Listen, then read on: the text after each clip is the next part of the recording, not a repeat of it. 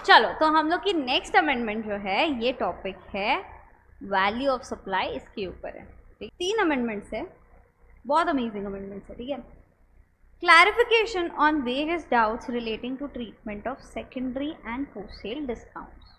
ठीक है, अब सेकेंडरी और पोस्ट सेल डिस्काउंट्स मतलब क्या होता है ना, पोस्ट सेल डिस्काउंट्स बेसिकली आप सप्लाई कर दिए उसके बाद जो डिस्काउंट दे रहे हो वो रहेगा। ये आपका कवर होता है सेक्शन 15 सबसेक्शन 3 क्लॉज बी में। इसमें कुछ कंडीशंस होती है जो हमको सेटिस्फाई करनी होती है, जैसे कि टर्म्स ऑफ अग्रीमेंट जो है आपकी डिस्काउंट की, ये at the time of supply या बिफोर सप्लाई डिफाइंड होनी चाहिए। ठीक है, जो भी आप आफ्टर भी भले डिस्काउंट दो, बट टर्म्स ऑफ अग्रीमेंट जो है ये आपकी एट और बिफोर सप्लाई रेडी होनी चाहिए। Number 2, discount should be link to relevant invoices. Number 3, ITC reversal by the recipient. जो भी डिस्काउंट आप ट्रांजैक्शन वैल्यू, सेल वैल्यू में से माइनस करोगे ना, वो डिस्काउंट का रिवर्सल रेसिपिएंट ने कर देना चाहिए। करेक्ट, क्योंकि आप गवर्नमेंट से पैसा मांग रहे हो ना वापस, इन्होंने तो आईटीसी ले रखा है, तो इनको बोलेगे आईटीसी रिवर्स करो on the basis of certain document and that is credit note. ठीक है, तो सेकेंडरी डिस्काउंट क्या होता है ना, पोस्टल डिस्काउंट तो हमको समझ आ गया। अब सेकेंडरी डिस्काउंट क्या होता है, जिसमें टर्म्स ऑफ अग्रीमेंट जो है ये पहले से स्पेसिफाइड नहीं होती है। ठीक है, अगर अग्रीमेंट पहले से नहीं है तो वो डिस्काउंट जो है वो माइनस होएगा क्या आपका वैल्यू ऑफ सप्लाई में से? Answer is no. Example,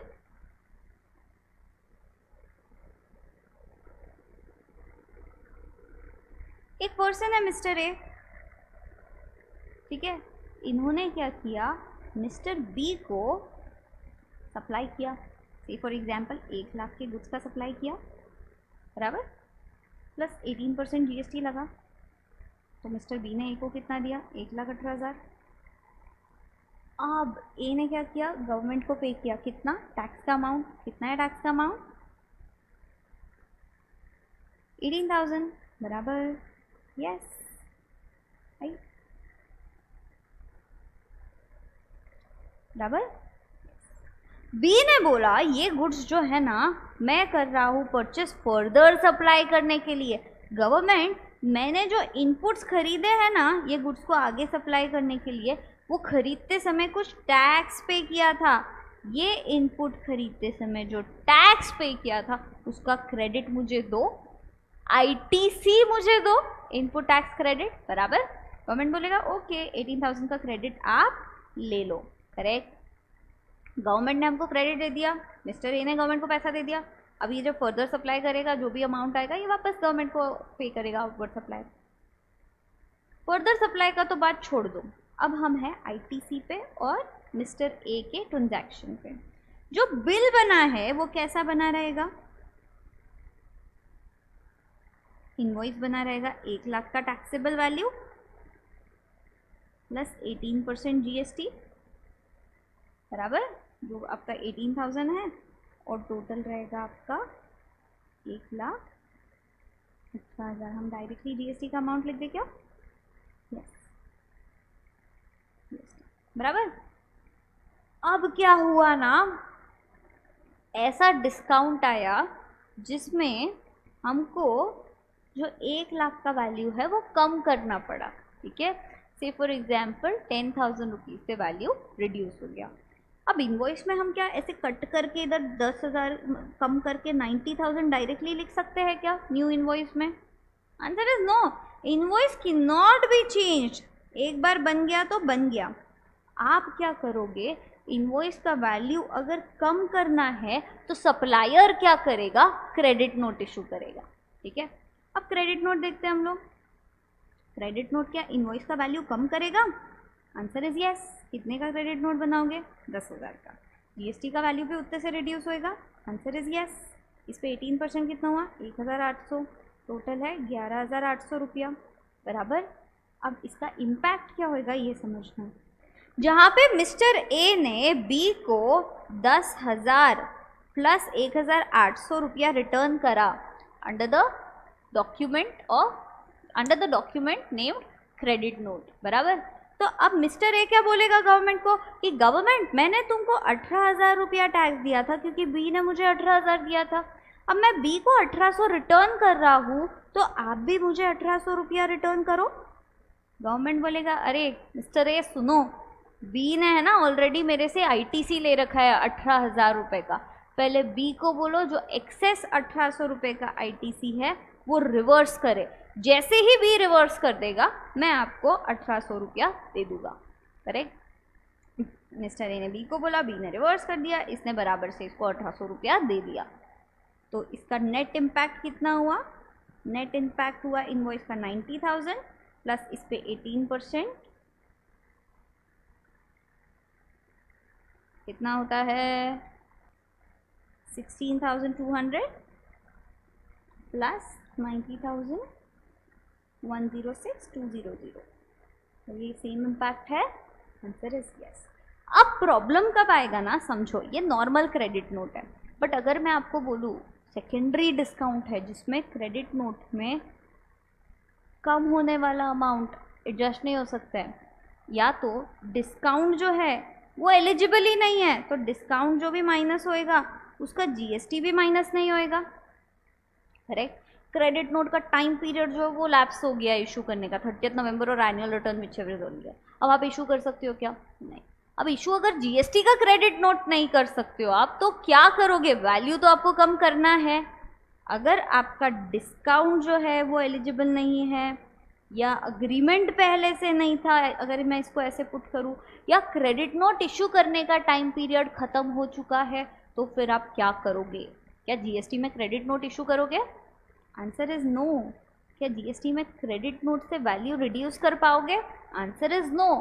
but accounts में तो प्रॉब्लम होएगा क्योंकि एक्चुअल में पैसा तो जा रहा है 10,000 रुपया, बराबर, वैल्यू तो कम हुआ है। तो इसीलिए डिपार्टमेंट बोलता है इस केस में आप क्या करो ना, आप क्रेडिट नोट इशू करो बट इसको कमर्शियल बिजनेस वाला क्रेडिट नोट या फाइनेंशियल क्रेडिट नोट बोलो जिसमें जीएसटी का इम्पैक्ट 2 ही मंथ, मतलब कि मैं खाली 10,000 रुपया रिटर्न करूँगी क्योंकि मेरे को डिस्काउंट का जीएसटी का बेनिफिट तो नहीं मिलेगा, कम होके तो नहीं मिलेगा। तो मेरा ओरिजिनल इनवॉइस जो 1 लाख के वैल्यू में पड़ा था उस पर 18,000 ऑलरेडी टैक्स लग चुका था। अब मैं जब क्रेडिट नोट इशू करूँगी इस पर जीएसटी का अमाउंट कुछ माइनस नहीं करूँगी क्योंकि वो मेरे को अलाउड ही नहीं है, तो मैं नॉर्मल टैक्सेबल वैल्यू जो है वो मेरा एडजस्ट करके 10,000 कर दूँगी, जिसका नेट इम्पैक्ट मेरा होएगा 90,000, बट उस पर जीएसटी जाएगा 18,000 रुपया, बराबर। क्या जीएसटी हमारा पूरा गया? Answer is yes. जीएसटी में रिडक्शन मिला क्या? नहीं, क्योंकि सेकेंडरी डिस्काउंट था, अगेन एलिजिबल ही नहीं है डिस्काउंट के लिए, एलिजिबल ही नहीं है वो रिडक्शन इन टैक्स रेट के लिए, इन टैक्स अमाउंट के लिए, बराबर।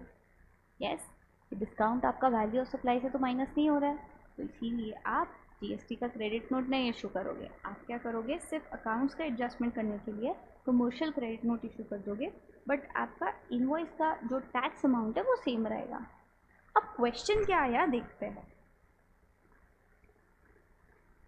Whether the full ITC is available to the recipient of supply when the recipient makes discounted payment to the supplier of goods on account of financial or commercial credit note issued by the said supplier। अब अगर मैं example में पूछूं, mister A ने mister B को 1 लाख के goods दिए जिस पे टैक्स कलेक्ट किया 18,000 और गवर्नमेंट को पे किया 18,000। बी ने लिया आईटीसी कितने का? 18,000। अब मैं कमर्शियल क्रेडिट नोट इशू कर रही हूँ, मतलब टैक्स का अमाउंट जो है, जीएसटी का अमाउंट है, वो कम कर रही हूँ क्या? Answer is no. मैं खाली ये वाला वैल्यू कम कर रही हूँ। गवर्नमेंट को उसका 18,000 मिला हुआ है, इसने हमको 18,000 पे किया है, इसने आईटीसी 18,000 का लिया है, बट ये वैल्यू जो है ये मेरा रिड्यूस हो रहा है टू 90,000। अब क्वेश्चन डिपार्टमेंट में रेज हुआ, क्या अगर मेरा ओरिजिनल वैल्यू 1 लाख से 90,000 पे कम हो रहा है तो क्या मुझे इस केस में भी ये आईटीसी का रिवर्सल करना पड़ेगा? तो डिपार्टमेंट ने इस पे आंसर दिया no, you don't need to reverse the ITC which you have taken, क्योंकि आपको इधर पे भी इसका बेनिफिट नहीं मिला। समझे? पढ़े क्लैरिफिकेशन? 16(1) बोलता है every registered person can claim ITC अगर वो इन द कोर्स और फर्दरेंस ऑफ बिजनेस यूज करता है उसके गुड्स तो। ठीक है। 2019 में एक सर्कुलर पास हुआ था जिसमें बोला गया कि आप इशू कर सकते हो फाइनेंशियल या commercial credit note, and in such cases he will not be eligible to reduce his original liability. मतलब आप ये क्रेडिट नोट तो इशू कर दोगे बट आपका टैक्स लाइबिलिटी कम होएगा क्या? 18,000 तो इंटैक्ट है, वो चेंज होएगा क्या? No. As the transaction value is not allowed to be reduced on account of issuance of financial or commercial credit note, accordingly the tax charge from the recipient would also not get reduced. Accordingly जो recipient को हमने tax जो charge करवाया था वो भी हम उससे कम नहीं करवाएंगे। Correct? Thus it is clarified that the recipient will not be required to reverse the ITC attributed to the discount provided on the basis of financial or commercial credit notes issued by the supplier, as there is no reduction in the original transaction value of supply, and accordingly the corresponding tax liability will also not get reduced. तो हमारे लिए ये अच्छी बात है, ITC हमको मिलेगा। Reversal का ज़रूरत है क्या? आंसर इज़ नो, क्योंकि हमको बेनिफिट भी नहीं मिला तो हम उसका रिवर्सल भी नहीं करना पड़ेगा हमको। यस, नेक्स्ट क्लैरिफिकेशन पे जाते हैं हम लोग। Whether a post-sale discount offered by a manufacturer to its dealer or distributor would be treated as a consideration paid by the manufacturer for the dealer supply of the same goods to the end customer as a monetary value of the inducement to supply goods or services manufactured by him to the end customer। अब consideration का आप अगर definition देखोगे ना तो consideration का definition बोलता है Section 2 Clause 31 of the CGST Act 2017 defines consideration as to include the monetary value of any act for the inducement of supply of goods or services whether by the recipient or any other person।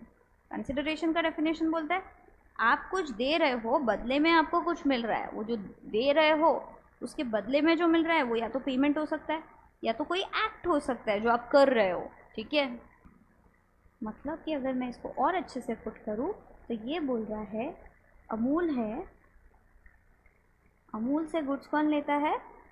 Dealer. Dealer किसको बेचता है?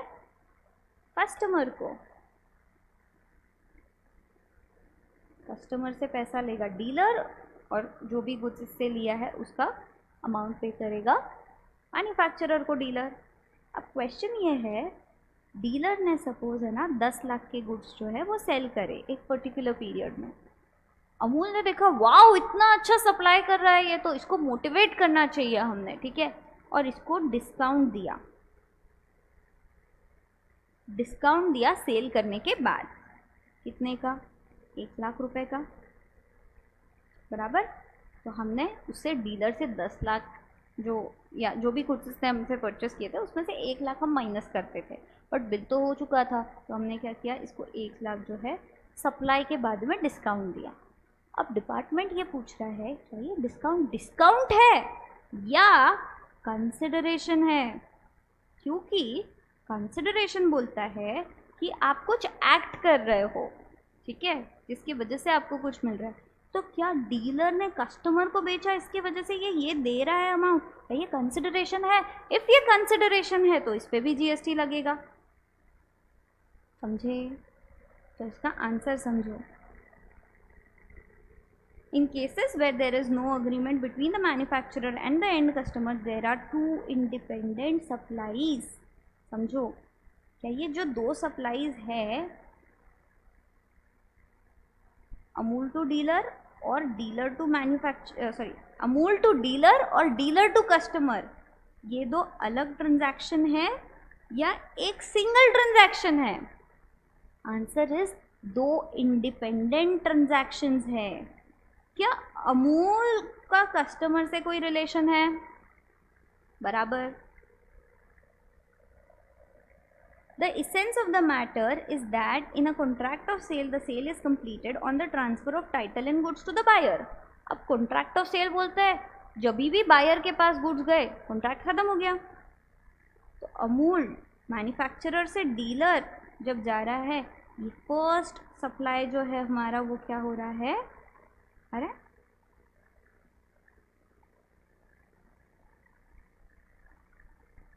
अमूल से जब dealer के पास जा रहा है तो हमारा फर्स्ट ट्रांजैक्शन जो है वो उधर ही खत्म हो रहा है, बराबर है। Once this happens, the buyer becomes the owner of the goods and the seller has no vestige. कोई इंटरेस्ट नहीं है in the title of or claims therein, बराबर। The dealer takes ownership of the goods purchased from the manufacturer and subsequently sells them to the end customer, and transaction between the manufacturer to dealer operates on principal to principal basis. क्या ये दो independent transactions है? ये इसका किधर भी बेचे, कितने भी बेचे, किसको भी बेचे, क्या मैन्युफैक्चरर को लेना देना है? Answer is no. उसका इंटरेस्ट ही खत्म हो गया जैसे उसने डीलर को बेच दिया। क्या ये दो इंडिपेंडेंट सप्लाईज है? Answer is yes. क्या ये प्रिंसिपल टू प्रिंसिपल बेसिस पे है? Answer is again yes. These discounts are simply given for competitive pricing to push sales and merely reduce the sale price of the goods and are not linked to any independent activity, बराबर। ये सिर्फ dealer अपनी publicity कर रहा है और बेच रहा है अच्छे से गुड्स, अच्छा काम लगा तो हमने उसको डिस्काउंट दिया। हमारा कस्टमर से के साथ कोई रिलेशन है क्या? Answer is no. Therefore, it is clarified that such a discount cannot be included in the consideration as a monetary value of the inducement of further supply of these goods. तो ये further supply में अमूल और dealer का कोई relation आया क्या? No. However, in cases where the manufacturer has some arrangement with an end customer to supply goods at a discounted price, the manufacturer may issue commercial or financial credit notes to the dealer, enabling such dealer to provide the goods at an agreed discounted rate to the customer. Suppose Campa Cola, इसको रिलायंस ने acquire किया, बराबर। अब ये हमारा supplier है, supplier मतलब आपका डीलर है, ठीक है। डीलर ने कस्टमर को बेचना है, बट रिलायंस ने मैन्युफैक्चरर को ही एक्वायर कर लिया, कैंपा को ही एक्वायर कर लिया, बराबर। अब कैंपा के प्रोडक्ट्स अगर 50 रुपये में पहले बिकते थे, ठीक है, और रिलायंस बोलता है कि आप है ना डीलर 50 रुपये में मत बेचो कस्टमर को, आप क्या करो कस्टमर को 20 रुपये में बेचो। डीलर बोलते हैं अरे रे मेरा 30 रुपीज़ कौन बेयर करेगा? कैंपा रिलायंस बोलता है हम आपको 30 रुपीज़ जो दे रहे हैं वो उसका जो लॉस आपको हो रहा है उसके बदले में दे रहे हैं, ठीक है। तो क्या रिलायंस का कंट्रोल है डीलर पे जो वो कस्टमर को बेचने वाला है उस पर? Answer is yes. अब ये क्या अग्रीमेंट है? Answer is yes. क्या ये अलग से सप्लाई है, इंडिपेंडेंट सप्लाई है? Answer is no. प्राइस जो है रिलायंस ने जो बोला है उसकी वजह से चेंज हुआ है, तो जो भी कस्टमर को जाएगा जितना भी पैसा ये इसको मिलेगा, क्या ये कंसिडरेशन रहेगा वो केस में? Answer is yes. Therefore, it is clarified that such a post-sale discount given by manufacturer to the dealer for supplying goods to the end customer at a discounted rate should be included in the overall consideration as it is an inducement towards the supply of goods by the dealer to the end customer. तो इसका हम summary ऐसा लिख सकते हैं, principal to principal है तो इसको आप क्या ट्रीट करोगे? डिस्काउंट। बट डीलर जो है या मैन्युफैक्चरर जो है ये रिड्यूस कर रहा है डीलर का प्राइस कस्टमर को लो रेट में देने के लिए, तो ये क्या रहेगा? कंसिडरेशन। क्या ये प्रिंसिपल टू प्रिंसिपल बचा? Answer is no. समझा? यस। लास्ट क्लैरिफिकेशन पे हम लोग जा रहे हैं जो बोलता है whether a post sale discount extended by the manufacturer to the dealer can be treated as a consideration in lieu of the activities perform to promote the sale of goods. ये बहुत सिंपल है, ठीक है, but ध्यान देना technical भी है। अब मैं जो हूँ मैं अमूल हूँ, ये जो है ये हमारा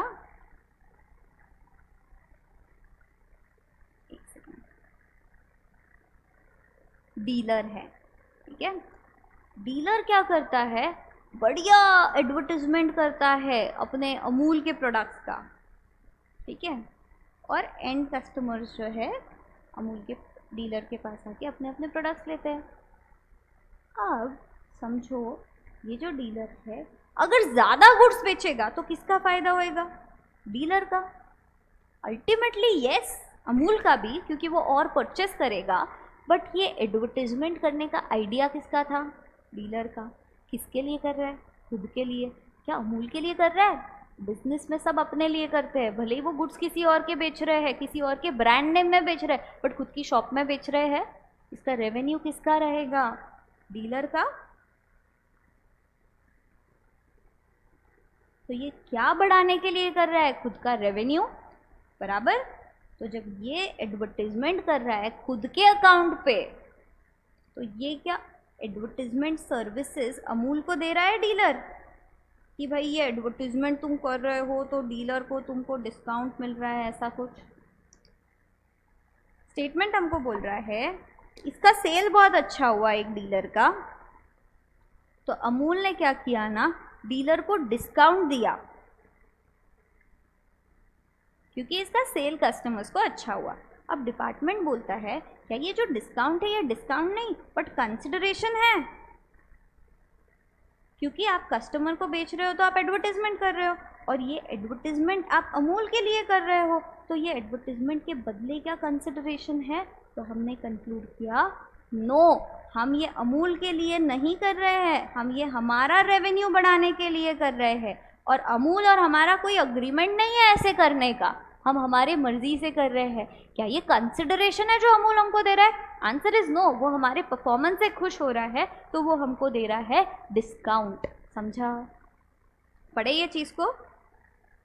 When dealers receive such post-sale discounts, they may engage in promotional activities to boost the sales. However, these activities ultimately enhance the sale of goods that the dealer themselves own, thereby increasing their own revenue. In this context, the discount merely reduces the sales price of goods and is not linked to any independent service rendered to the manufacturer, मतलब Amul.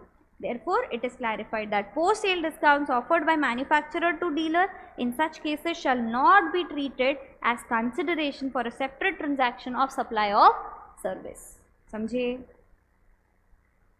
However, GST would be leviable in cases where a dealer undertakes specific sales promotional activities such as advertising campaigns, co-branding, customization, वगैरह वगैरह वगैरह, etc. Only when such services are explicitly stated in the agreement with a clearly defined consideration payable for such a supply.